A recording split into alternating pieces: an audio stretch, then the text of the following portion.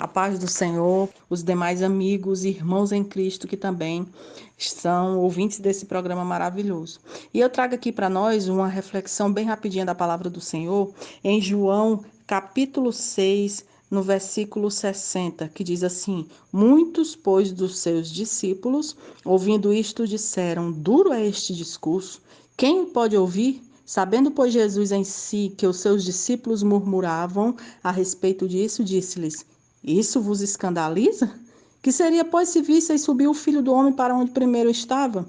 No versículo 66 diz assim: Desde então, muitos dos seus discípulos tornaram para trás e já não andavam com ele. Então disse Jesus aos 12: Quereis vós também retirar-vos? Respondeu, pois, Simão Pedro: Senhor, para quem iremos nós? Tu tens as palavras de vida eterna. E é muito interessante esse relato aqui, porque começa Jesus falando lá no mar de Tiberíades, quando a multidão seguia ele. A mesma multidão que tinha presenciado a multiplicação dos pães e viu que o Senhor alimentou uma grande multidão através daquela maravilhosa repartição do pão e do peixe. E essa multidão continuou seguindo atrás da comida que perece. E Jesus disse: na verdade, que buscais não pelos sinais que viste, mas porque comeste pão e vos saciastes. Lá no versículo 26 desse capítulo 6, Jesus disse isso. E Jesus disse assim: olha, vocês têm que trabalhar pela comida que não perece, porque Moisés deu pão que perece, mas o Senhor Deus deu pão que não perece. Moisés deu o maná, mas o verdadeiro pão do céu sou eu. Eu sou o pão da vida. Versículo 35, ele disse isso. E ele falou que todo aquele que comesse dele teria vida eterna. E o povo que tinha acabado de sair de 70 anos de um cativeiro terrível na Babilônia, onde viu os mais diversos sacrifícios e penalidades terríveis que esses homens faziam em prol dos seus deuses falsos, das suas divindades pagãs, e eles já vinham carimbados de lá e vinham traumatizados de tamanha crueldade, de tamanha idolatria, de tudo que não presta em terras pagãs e estranhas. Aí chegou Jesus. Já não era um Messias que eles esperavam um Messias dono de um exército, liderando, sendo aquele maioral dos capitães, maioral dos maiorais, fazendo com que o seu povo saísse do jugo romano para, enfim, consolidar o seu poderio militar aqui na terra, para que a Israel viesse ser de novo uma nação consolidada. Mas o Senhor Jesus veio trazendo um reino diferente, aleluia, um reino onde a paz seria a bandeira maior, um reino onde o perdão lideraria mais do que a ação bélica, um reino totalmente diferente do que esse povo estava imaginando. Ainda veio trazendo um discurso difícil deles escutarem, porque quando eles escutaram que Jesus disse que era o verdadeiro pão e que eles precisariam comer deste pão, eles disseram: mas como é que pode? Ele está mandando a gente comer a carne dele? E desde quando isso é certo? Lá no versículo 52 diz: eles disputavam entre si, dizendo: como pode dar este a sua carne de comer? Eles não entenderam que ali era uma linguagem metafórica, que a presença de Cristo é que sacia toda fome. Ele estando conosco, ele estando do nosso lado, ele estando operando através de nós e em nós, ele sacia a fome de todo pecador. Mas eles não entenderam. Eles entenderam literalmente que Jesus estava falando de canibalismo e eles acharam aquele discurso duro, discurso estranho, disseram assim: não, esse aí não dá pra gente seguir ele não. Esse aí é meio aperreado das ideias. E então eles começaram a se dispersar. E a multidão que seguia via, né, que eles operavam sinais, mas eles começavam a se dispersar e não estavam suportando o duro discurso do Senhor, como diz aqui no versículo 60. Esse discurso é muito duro. Essa palavra é muito estranha, quem é que pode ouvir? Eles foram se dispersando e os discípulos começaram a se perturbar, até porque o próprio Jesus falou em seguida e disse: isso escandaliza vocês, é? Eu dizer que eu sou o pão que sacia a fome do pecador? Eu dizer que eu sou aquele que tapa qualquer buraco profundo que existe no peito do homem? Eu dizer que eu sou o suficiente para estancar todo o mal? Eu dizer que eu sou o suficiente para aplacar a fome, a falta, o buraco negro que existe no coração do homem? Vocês se escandalizam com isso? Imagine se vocês vissem eu voltar para onde eu estava. Imagine se vocês soubessem como era o meu estado antes de eu me materializar como homem aqui nessa terra, para mostrar para o homem que o homem em Cristo Jesus pode sim vencer o pecado através da sua fé e através da cobertura deste sangue que eu vou derramar por vocês. Imagine se vocês soubessem de segredos mais profundos. Eu estou conversando com vocês acerca de coisas rasas. Sarai, Xalamaná, Rena Lamarcacida, Lamarraste. Eu estou falando com você de coisas que vocês agora estão aprendendo nos primórdios. Tem coisas mais profundas que vocês precisam mergulhar. E vocês já estão se escandalizando. E ele olhou para os discípulos que estavam assim meio perturbados e disseram assim: você quer também? Jesus disse assim para eles: vocês querem ir também?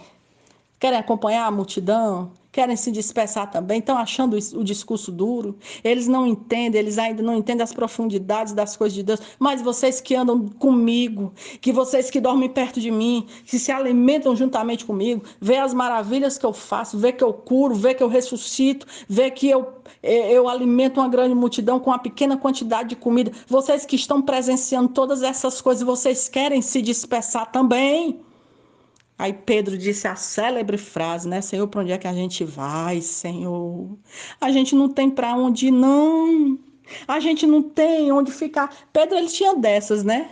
Ao mesmo tempo que Pedro era covarde, ele tinha uns rompantes de coragem. Ao mesmo tempo que Pedro dizia umas besteiras, né? Que o Senhor mandava Satanás se retirar dele para trás de mim, Satanás. Pedro também dava umas declarações de fé assim, meio monstruosas, meio grandes, né? E ele disse assim: Senhor, só tu tens as palavras de vida eterna. Pedro disse logo assim: Senhor, não tem um ponto de correr, não. Sou falho, sou falto de entendimento às vezes, minha fé é pequena, minha fé é vacilante, às vezes os meus caminhos são tortuosos, mas eu não tenho para onde ir não, se não cair nos teus braços, aleluia.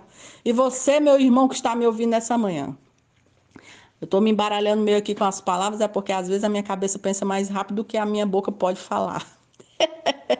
É o mal da minha família. Agora deixa eu perguntar aqui para você. Você corre para onde, meu filho, quando o negócio aperta? Você está se cansando com as coisas que estão acontecendo contigo? Você está se sentindo farto das coisas que têm acontecido ao teu redor? As lutas têm sido travadas, os embates têm sido cruéis, os levantes têm sido grandiosos e você está se sentindo esbaforido, está se sentindo assim, meio desorientado com tantos levantes que têm vindo contra você? Imagine quando as coisas se estreitarem mais, porque as coisas vão se estreitar mais. É por isso que o Senhor, ele fala conosco, sempre nos motivando a estar firmes. Sede firmes e constantes, sempre abundantes na obra do Senhor, sabendo que o vosso trabalho não é vão no Senhor. Nós temos que ser firmes. Nós temos que estar na presença de Deus em guerra renhida. A fornalha para nós sempre foi aquecida 7 vezes, meus amados. Para nós nunca teve tempo bom, não. Sempre para nós tem perseguição, para aqueles que querem andar na graça de Cristo Jesus, em obediência, em santificação, tendo um só porte, tendo um só parecer, tendo uma só palavra, seguindo um único livro e um único líder que é Jesus Cristo, que lidera sobre todo e em todos. Quem quer viver desse jeito vai ser perseguido, vai ser maltratado, vai ser caluniado, vai ser espizinhado, mas aquele que é abatido aqui nesta terra é exaltado por Deus. Você vai para onde? Você corre para onde quando as coisas apertam? Você corre para onde quando todo mundo desiste? Você corre para onde quando as coisas se afunilam?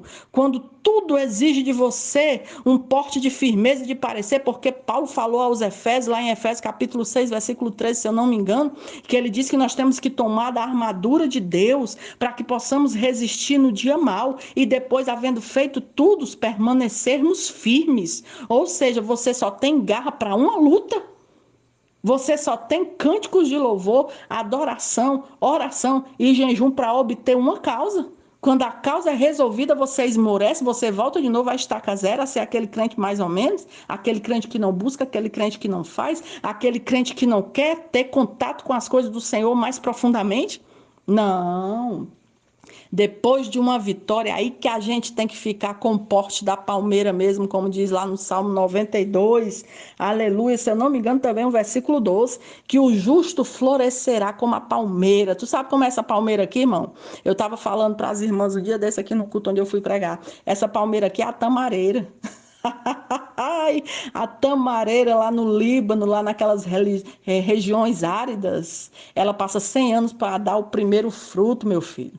E o seu caule, ele pode ser envergado, porque ele é um palmito por dentro. A seiva corre por dentro do caule, é flexível. Agora, as raízes, elas são articuladas, elas criam raízes dentro de raízes. Elas são distribuídas de tal forma a formar uma âncora por baixo do solo. Elas vão se aprofundando de tal jeito que elas firmam a palmeira, que mesmo a sua haste, apesar de grossa, ser um pouco flexível, ela não sai do lugar. Ou seja, pode dar vento de 150 quilômetros por hora, furacão em cima da palmeira, mas ela enverga, ela chega a envergar de um lado para o outro, de 360 graus, mas ela não quebra.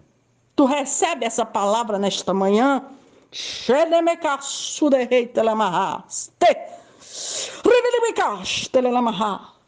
Que tu pode envergar, mas se tu tiver as tuas raízes profundas, se tu tiver ficado na rocha que é Cristo Jesus, se a tua casa estiver construída no rochedo divinal, a luta pode vir tão forte que você pensa que não vai resistir, mas quando passa o vendaval, tu se coloca de novo no porte rumo a Jerusalém celestial, para cima como o caule da palmeira. É assim que acontece na vida do crente. Nessa hora nós temos que ser iguais a Pedro. Às vezes a gente não está entendendo nada, o discurso está duro. O negócio se estreitou, o negócio se afunilou, o negócio ficou de um jeito que nós não estamos entendendo nada. Mas como diz lá em 2 Coríntios 4, 8 e 9, que diz que a gente pode estar até perplexo, mas não desanimados, viu? Perplexidade pode chegar para nós. Puxa vida, como aconteceu isso? Puxa vida, mas será que eu vou resistir? Mas de uma coisa eu tenho certeza: em todos os momentos o meu Deus está comigo. Aleluia! Fica firme, meu irmão. Seja como Pedro, você não tem ponto de correr, não.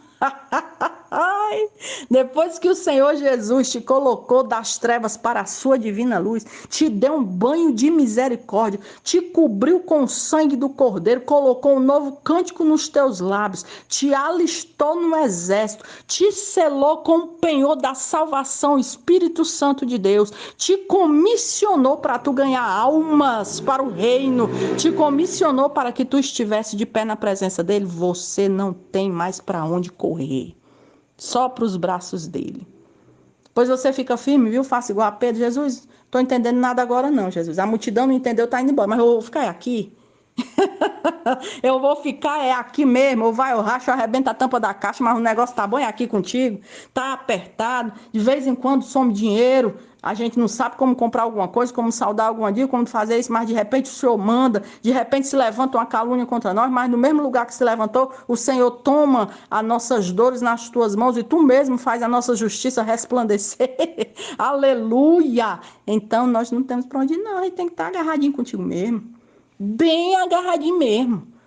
O negócio, o sangue pode dar no meio da canela, meu irmão. Se tu tiver com Jesus, tu não perde nada.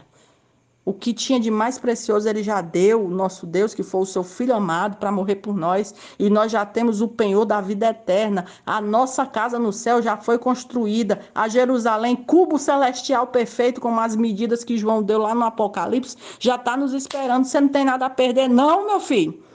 Se levante, seja morredor, não. Porque se você se fizer de morredor, você morre mesmo. Bote um sorriso no seu rosto, levante, tome o banho da misericórdia, aleluia, pinte os cabelos e vá viver até o dia que Jesus lhe chamar para a sua maravilhosa presença. Amém? Fique com esta palavra, que o Senhor Jesus te abençoe. Me perdoe aí os errozinhos de dicção, mas é porque eu já vim de um culto e já vim de um trabalho hoje, já passei uma grande luta hoje, mas eu não tenho nada do que reclamar do meu Jesus não, viu? Tenho não. Saí de uma pregação, entrei em outra, mas não tenho do que reclamar. De nada, o meu Deus, Ele supre tudo e Ele nos ajuda em tudo. Hoje eu chorei, amanhã eu acho graça.